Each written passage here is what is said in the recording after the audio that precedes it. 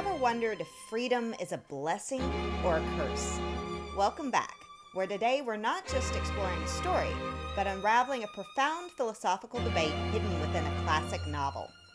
I'm talking about The Brothers Karamazov by Fyodor Dostoevsky and its intriguing tale, The Grand Inquisitor parable, that challenges our perceptions of freedom, faith, and authority.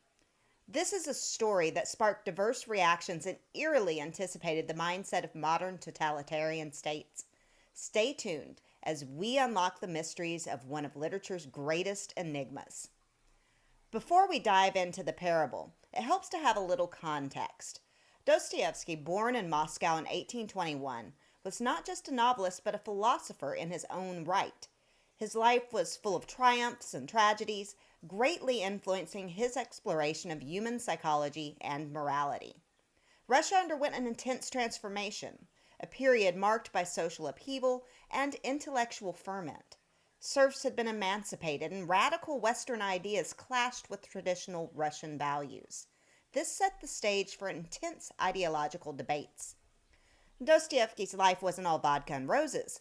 His personal experiences, including his arrest for political activities and exile to Siberia, acutely influenced his exploration of suffering, redemption, and the human spirit. Amid this backdrop of change and turmoil, deeply rooted in the Russian Orthodox faith, he penned works entrenched in the depths of psychological and existential inquiry, distinguishing him in the golden age of Russian literature. His final novel, The Brothers Karamazov, is a profound narrative about a family embroiled in moral crises and existential dilemmas. Here, Dostoevsky doesn't just tell a story. He questions the essence of faith, truth, and justice. And don't just take my word for it. Albert Einstein saw the emotional, psychological, and aesthetic equivalent of his own scientific theories in The Brothers Karamazov. Sigmund Freud considered it one of the greatest novels ever written and was particularly interested in Oedipal themes, which might make an excellent topic for another day. Today, however, we'll let the Karamazov brothers' father, Fyodor, rest and instead focus on the Holy Father and his son. Within this narrative of the brothers Karamazov, Ivan Karamazov, a character tormented by philosophical doubts, presents the Grand Inquisitor parable.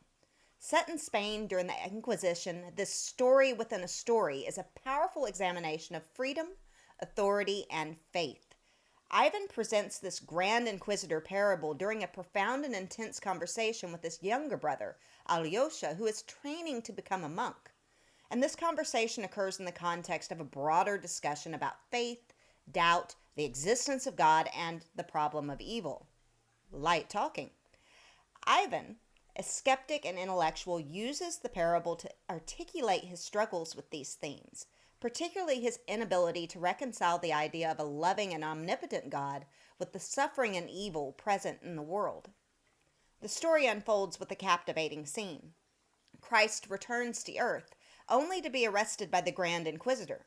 This influential figure confronts Christ with a provocative argument. The church has had to shield humanity from the unbearable burden of the freedom he granted.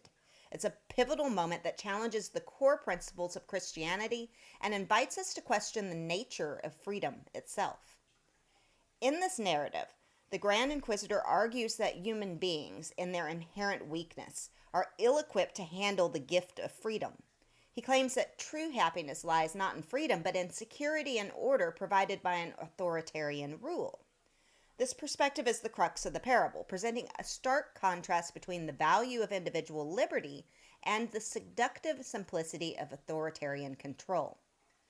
Upon its release, the Brothers Karamazov, especially this parable, ignited a firestorm of reactions. Intellectuals and literary critics dove into its rich theological and philosophical layers, while religious figures were divided. Some praised it as an intense exploration of faith and the human condition, while others saw it as a direct challenge to the religious orthodoxy. The story provoked intense curiosity and deep introspection among the broader public, as readers wrestled with its intricate narrative and the moral questions it raised. And this diverse range of responses underscores the novel's penetrating examination of human nature and the fabric of societal structures. Let's ponder the Inquisitor's compelling statement. We promise them happiness, and we shall give them an order which will make them humble and submissive. This assertion forces us to reconsider the widely held belief that human freedom is an unequivocal good. It asks us to confront the unsettling possibility that some might willingly trade freedom for the comfort of a life less burdened by choice and responsibility. In a striking counterpoint to the Inquisitor's extensive monologue, Christ's response is not through words, but a silent kiss. And this silent gesture carries profound meaning, suggesting that faith and truth transcend rational explanation and cannot be constrained by institutional control. It's the powerful reminder that the essence of faith lies in something deeper and more mysterious than doctrinal authority. Dostoevsky's critique, however, extends far beyond the church. He boldly questions any power structure that asserts dominance over the human spirit to provide security or happiness. The parable, in essence, becomes a mirror reflecting the age-old societal struggles between the allure of collective control and the chaos of individual liberty. It's a narrative that resonates in our contemporary world as we navigate the delicate balance between personal freedom and societal order. Remarkably, Dostoevsky's parable anticipated the psychology underpinning modern totalitarian states. The Grand Inquisitor, with his centralization of power and suppression of individual freedom, reflects the characteristics of such regimes. His argument that people are happier without the burden of freedom echoes the mindset of totalitarian leaders who often promise security and order at the expense of personal liberty. And this foresight by Dostoevsky offers a chilling reminder of the lure and danger of absolute power. Stepping back, the Brothers Karamazov confronts us with questions about moral responsibility, the existence of evil, and the possibility of redemption. Dostoevsky doesn't provide clear answers, but instead encourages us to struggle with these existential conundrums. In Ivan and Alyosha, Dostoevsky personifies the philosophical struggle between skepticism and faith. While Ivan represents doubt and questioning, Alyosha embodies faith and hope. Their interactions deepen the novel's exploration of the human condition. And this philosophical richness of the Brothers Karamazov, especially the Grand Inquisitor parable, has left an indelible mark on modern thought. You might ask, how does a 19th century Russian novel remain so relevant in our contemporary world? The answer lies in its exploration of timeless themes: the conflict between authority and individual freedom, the human tendency to seek security over liberty, and the ethical choices we face under different forms of governance. Commentary on free will, moral choices, and the essence of faith, that's in there too. Dostoevsky's insights into these dynamics offer a valuable lens through which to view and understand the challenges of modern political structures. In closing, the Brothers Karamazov and the Grand Inquisitor challenge us to examine our understanding of freedom, authority, and spirituality.